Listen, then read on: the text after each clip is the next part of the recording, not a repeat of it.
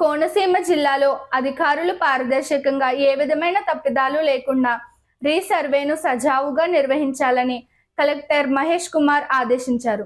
ఈ మేరకు అమలాపురంలోని జిల్లా కలెక్టరేట్ నుంచి రాష్ట్ర భూ పరిపాలన ముఖ్య కమిషనర్ కార్యాలయంలో ప్రత్యేక ముఖ్య కార్యదర్శి ప్రభాకర్ రెడ్డి జిల్లా కలెక్టర్తో నిర్వహించిన వీడియో కాన్ఫరెన్స్ కు ఆయన హాజరయ్యారు.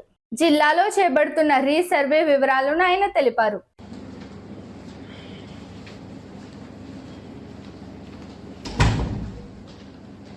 ఈ